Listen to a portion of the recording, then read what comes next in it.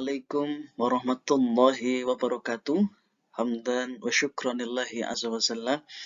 Yang saya hormati, yang saya banggakan dan juga yang saya cintai teman-teman semuanya, teman-teman mahasiswa bimbingan dan penyuluh Islam, baik itu A, B, IAIN Ponorogo, yang semoga selalu diberikan kesehatan, dan semoga selalu diberikan berkah yang melimpah dari Allah Subhanahu wa taala.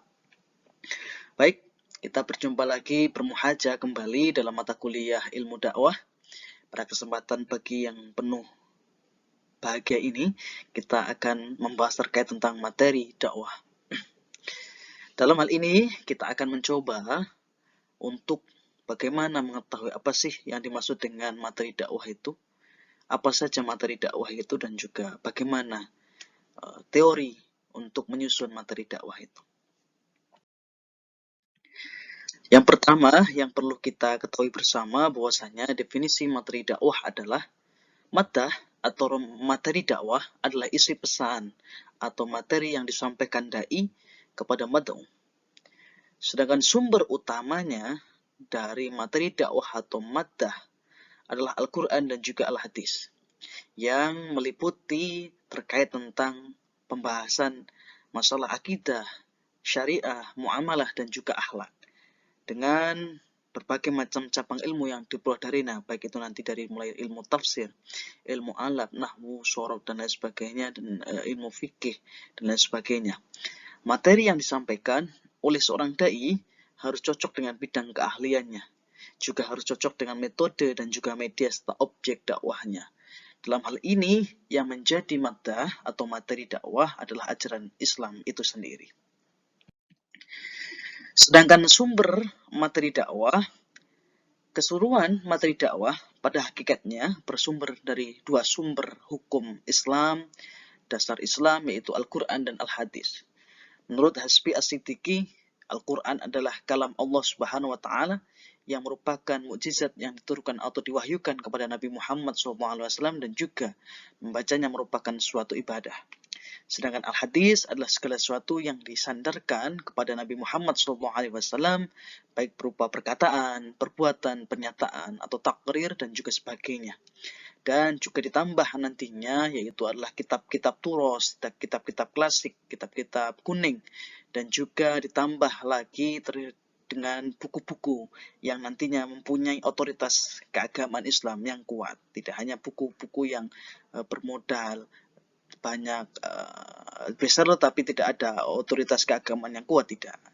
Harus mempunyai otoritas agama Islam yang kuat. Sedangkan macam-macam materi dakwah dalam hal ini ada 4, yaitu macam-macam materi dakwah. Ada yang pertama adalah masalah akidah. Aspek akidah adalah yang akan membentuk moral akhlak manusia. Oleh karena itu, yang pertama kali dijadikan materi dakwah Islam yaitu yang pertama adalah masalah akidah atau masalah keimanan. Dan yang kedua adalah masalah syariah. Materi dakwah yang bersifat syariah ini sangat luas dan mengikat tentunya untuk seluruh umat Islam. Di samping mengandung dan juga mencakup kemaslahatan sosial dan moral, materi dakwah yang berkaitan dengan masalah syariah ini juga dimaksudkan untuk memberikan gambaran-gambaran yang benar dan juga kejadian-kejadian yang secara cermat terhadap hujah atau dalil-dalil dalam melihat persoalan atau dan juga permasalahan dan juga pembaharuan, sehingga umat Islam tidak selalu dalam keadaan kejelekan, karena yang diinginkan dalam dakwah adalah kebaikan. Yang selanjutnya adalah masalah muamalah. Islam merupakan agama yang menekankan urusan muamalah lebih besar porsinya daripada urusan ibadah.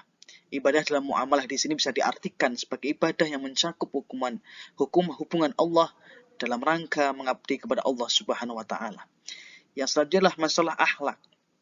Akhlak dalam Islam pada dasarnya meliputi kualitas perbuatan manusia yang merupakan ekspresi dari kondisi kejiwaannya, dan Islam mengajarkan kepada manusia agar berbuat baik dengan ukuran yang bersumber dari Allah Subhanahu wa Ta'ala, dan juga berbuat baik kepada siapapun, dari golongan apapun, dari etnis apapun, dari agama apapun, dan juga dari suku apapun.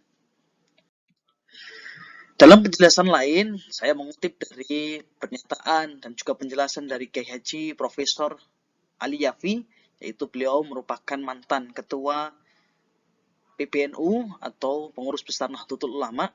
Beliau menjelaskan bahwa materi dakwah harus berupa yang pertama adalah masalah kehidupan. Kehidupan yang dianugerahkan kepada Allah kepada manusia merupakan modal dasar yang harus dipergunakan secara cermat mungkin, dan dakwah harus memperkenalkan dua jenis kehidupan, yaitu kehidupan di bumi yang sangat terbatas ruang dan waktunya, dan juga kehidupan di akhirat yang terbatas dan kekal abadi sifatnya. Yang kedua adalah masalah manusia, bahwa manusia adalah makhluk yang mempunyai hak hidup dan juga hak memiliki, hak berketurunan dan juga hak berpikir sehat dan juga hak menganut keyakinan yang diimani serta diberi kehormatan yang setinggi-tingginya. Selanjutnya harus mencakup masalah ilmu pengetahuan.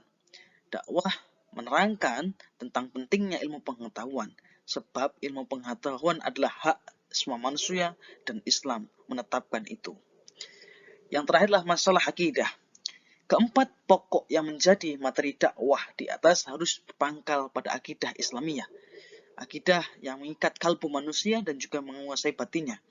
Akidah inilah yang membentuk moral atau akhlak manusia. Oleh karena itu, pertama kali yang dijadikan materi dakwah Rasulullah adalah akidah dan juga keimanan. Dengan iman yang kukuh akan lahir keteguhan dan pengorbanan yang akan selalu menyertai setiap langkah dakwah.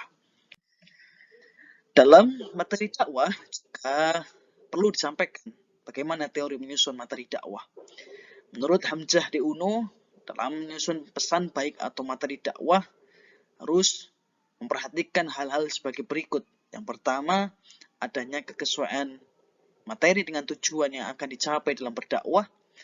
Yang kedua adalah harus adanya kesesuaian antara materi dakwah dengan kondisi sosial kultural masyarakat yang ada.